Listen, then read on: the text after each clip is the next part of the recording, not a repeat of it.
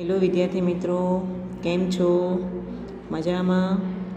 ધોરણ 11 ગુજરાતીની અંદર આપણે 20મું ચેપ્ટર ભણી રહ્યા છીએ, જેનું નામ છે સ્ટેચ્યુ રમવાની મજા, જેનો સાહિત્ય પ્રકાર છે લલિત નિબંધ, જેના લેખક છે અનિલ જોશી. આપણે જોયું હતું કે લેખક વર્ષો પહેલાં એના બાળપણમાં વતનમાં વિતાવ્યા પછી શહેરમાં જતા રહે છે અને ફરીથી જ્યારે એ શહેરમાંથી પોતાના વતન આવે છે ત્યારે વતનની શેરીઓ એને ભૂલી જાય છે. વતનમાં વસતા વ્યક્તિઓ, ત્યાંના વડીલો, બાળકો, ત્યાંની વસ્તુઓ, ત્યાંના પશુ પંખીઓ એને ઓળખી શકતા નથી. ઇવન પોતે જે સ્કૂલમાં ભણ્યા હતા, બાળપણ વિતાવ્યું હતું, એ સ્કૂલમાં એ સ્કૂલની દિવાલો, એ સ્કૂલનું કમ્પાઉન્ડ, એ સ્કૂલનું વાતાવરણ પણ એમને ઓળખી શકતું નથી. એ જ્યારે નાના હતા ત્યારે પોતાના મિત્રો સાથે એને સ્ટેચ્યુની રમત રખાવી હતી અને એમાં એના મિત્રોમાં એક મિત્ર જે હતો ઝીણો ભરવાડ, એ સ્ટેચ્યુ રમવામાં બહુ જ હોશિયાર હતો. એને સ્ટેચ્યુની રમત રમવામાં એટલો એ પાવતરો હતો કે કોઈ પણ વ્યક્તિ એને સ્ટેચ્યુ કહી શકતા હતા નહીં. લેખક અને એના મિત્રો ઘણી બધી વખત ઘણો બધો પ્રયત્ન કર્યો અને એને સ્ટેચ્યુ કરવાનો પ્રયત્ન કર્યો, પણ એ ક્યારેય એને સ્ટેચ્યુ કરી શક્યા નહીં. એક વખત એવું બન્યું કે લેખક એ પોતાના મિત્રો સાથે નારગોલ રમત રમતા હતા અને ઝીણો વીજળાના થાંભલા સાથે કરંટ લાગવાના કારણે ચોંટી ગયો અને એ સ્ટેચ્યુ થઈ ગયો. અને આ દુર્ઘટનાના કારણે ગામના લોકોમાં પણ અરેરાટી બોલી ગઈ. પણ કોઈ લેખકના મનમાં પ્રશ્ન થયો કે અમે તો જીણાને સ્ટેચ્યુ કહ્યો નથી, પણ એ સ્ટેચ્યુ કઈ રીતે થઈ ગયો, એ વસ્તુ એને સમજાયું નહીં. અને ઘણી બધી વખત એને એના ઘરના વડીલોને આ વસ્તુ પૂછવાનો પ્રયત્ન કર્યો, પણ કોઈએ એને જવાબ આપ્યો નહીં. એટલે એ જ્યારે પણ પોતાની શેરીની અંદર એ થાંભલો જોવે છે ત્યારે એની ઝીણા સાથે બનેલી દુર્ઘટના યાદ આવી જાય છે અને પોતાની સ્ટેચ્યુની રમત પણ એને યાદ આવી જાય છે. આપણે ત્યાં સુધી ભણ્યા હતા વિદ્યાર્થી મિત્રો, બરાબર ને? ચલો હવે આજે આપણે આગળ ભણીએ. તો તમારા ચોપડીના પેજ નંબર 102 ઉપરનો છેલ્લેથી ત્રીજો પેરેગ્રાફ આપણે ભણવા જઈ રહ્યા છીએ.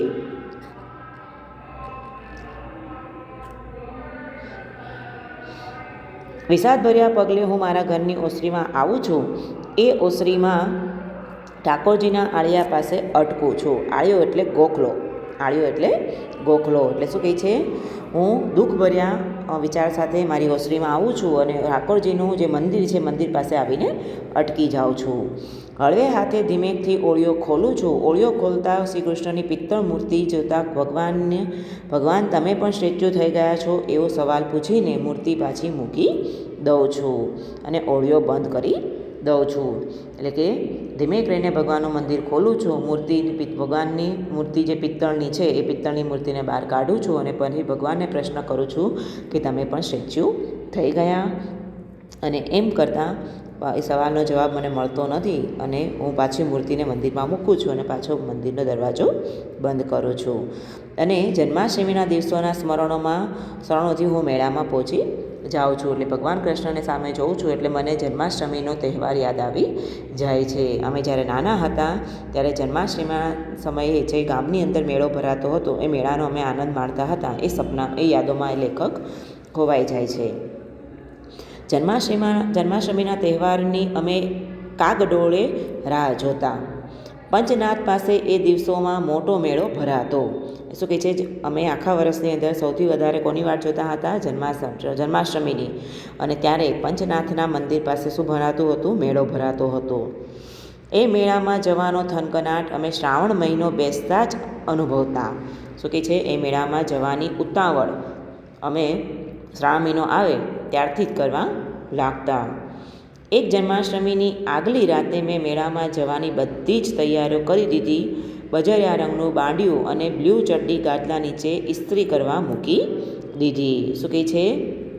જન્માષ્ટમીના દિવસે અમારે મેળામાં જવાનું હતું. તો એની આગલી રાતે એટલે કે આગલા દિવસે રાત્રે મેં બજરિયા રંગનું એટલે કે બ્રાઉન રંગનું બાંડિયું એટલે કે ઉપર પહેરવાનું અંગરખું અને નીચે બ્લુ કલરની ચડ્ડી ગાદલા નીચે મૂકીને શું કરવા મૂકી દીધું? ઇસ્ત્રી કરવા મૂકી દીધું.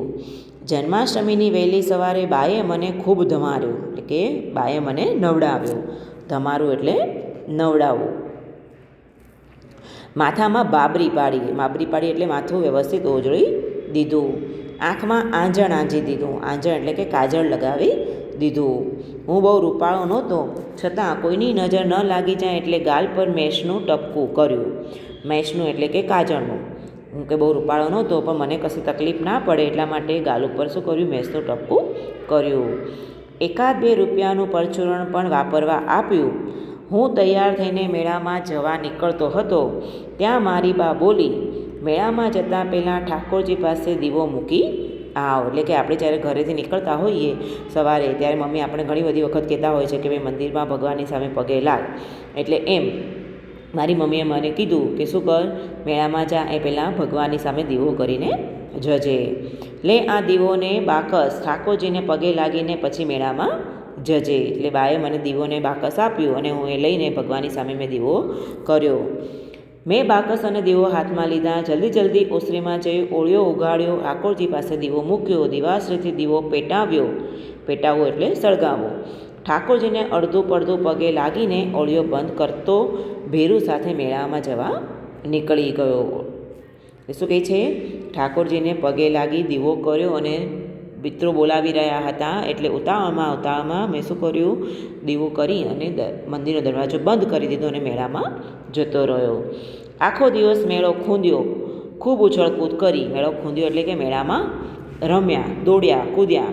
સાંજે હવા નીકળી ગયેલા ફુગા જેવો થઈને ઘરે પાછો આવ્યો. એટલે કે સાંજે આખો દિવસ મેળામાં રખડવાના કારણે ખૂબ થાકીને લોથફોથ થઈ ગયો.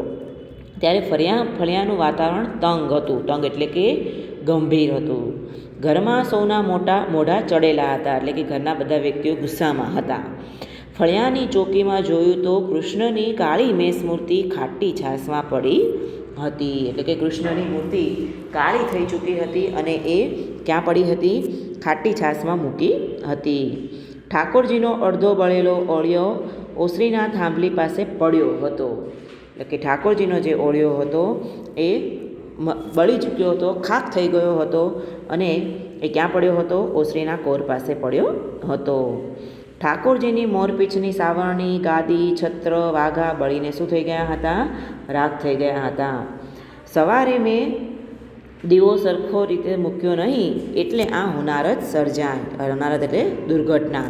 શું કહે છે? સવારમાં મેં ઠાકોરજીનું મંદિરમાં દીવો કરી અને મંદિર બંધ કરી દીધું, માટે આ દુર્ઘટના થઈ. એવું કહીને મને એક ગિલ્ટ ફીલ કરાવવા લાગ્યા. બાએ મને ઠપકો દીધો. એ દિવસે હું નિરાતે ઊંઘી શક્યો નહીં અને કૃષ્ણને મેં બાળી નાખ્યા એટલે કૃષ્ણ કાળા છે એમ મેં જનૂનપૂર્વક માનતો થઈ ગયો. એટલે કે કૃષ્ણની મૂર્તિ મારા કારણે બળી ગઈ હતી, એટલા માટે કૃષ્ણ કાળા થઈ ગયા છે એ વાતને મેં સ્વીકારી લીધી. એ બધી માન્યતાઓ, પ્રસંગો આજે શું થઈ ગઈ છે? સ્ટેચ્યુ થઈ ગઈ છે. એટલે કે મારી એ બધા જ વિચારો મારા મનની અંદર યાદો સ્વરૂપે સ્ટેચ્યુ થઈ ગયા છે. પણ આ સ્ટેચ્યુ રમવાની પણ એક મજા છે.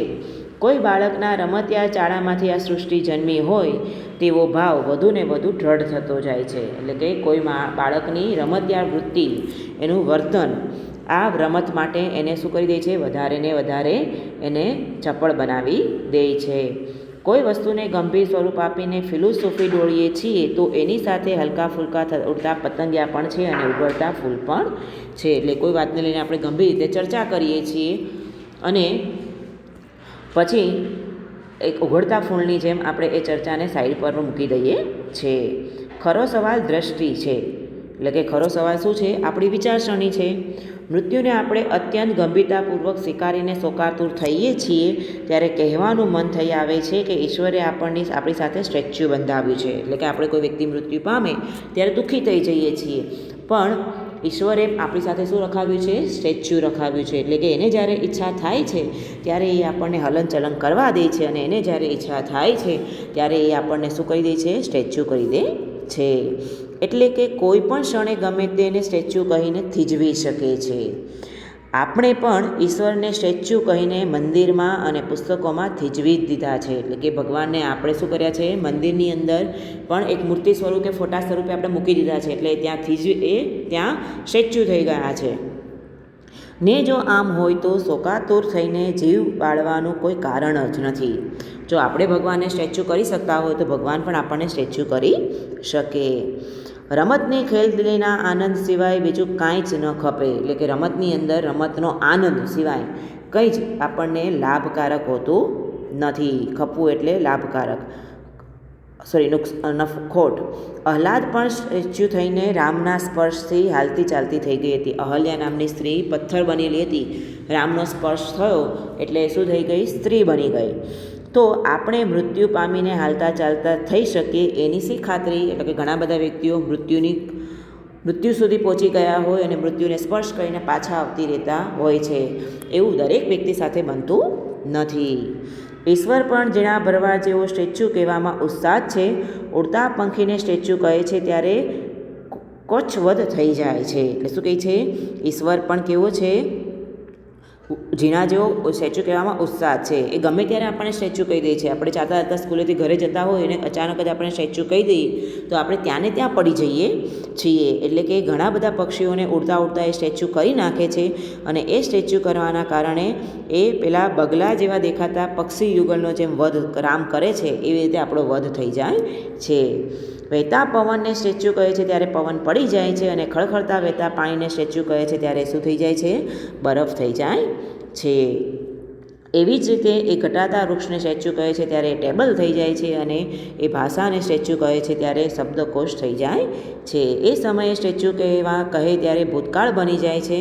એટલે કે જ્યારે આપણે જે સમયને સ્ટેચ્યુ કરી દઈએ છીએ એ સમય આપણો ભૂતી ગયેલો ભૂતકાળનો સમય છે એ આપણા મનમાં શું થઈ જાય છે? સ્ટેચ્યુ થઈ જાય છે. આમ શૈશવની સ્મૃતિ એ ભૂતકાળને બનીને સ્ટેચ્યુ થઈ ગયેલા સમયની વાત છે.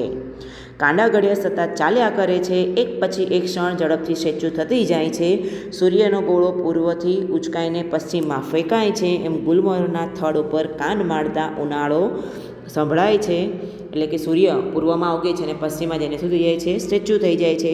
એમ ગુલમોહરના ઝાડ ઉપર ઉનાળામાં ફૂલો આવે છે અને એ ફૂલે ફાલે છે. બાકીની ઋતુમાં એ સ્ટેચ્યુ થઈ જાય છે. ગુલમોહરને ફરી લાલ ચટાક ફૂલો આવે છે. આમ સ્ટેચ્યુ થયેલા આંબાને ફરી પાછી કેરી આવે છે. એટલે ઉનાળામાં આંબા ઉપર કેરી આવે છે, બાકીના મહિના એ પાછી સ્ટેચ્યુ થઈ જાય છે. માતાના ગર્ભમાં સ્ટેચ્યુ થયેલું કોઈનું શૈશવ ફરી પાછું એ જ શેરીમાં બાખોડિયા ભરતું ચાલશે.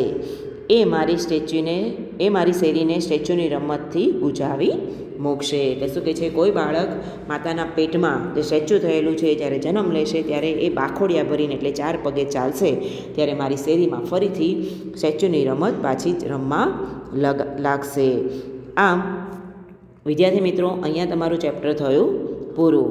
હવે તમારે શું કરવાનું છે? તો ચેપ્ટર નીચે આપેલા શબ્દાર્થ, રૂઢિપ્રયોગ અને સ્વાધ્યાય તમારે તમારી નોટબુકની અંદર લખવાના છે. ચેપ્ટર નીચે આપેલા શબ્દાર્થ, રૂઢિપ્રયોગ અને સ્વાધ્યાય તમારે તમારી નોટબુકની અંદર લખવાના છે.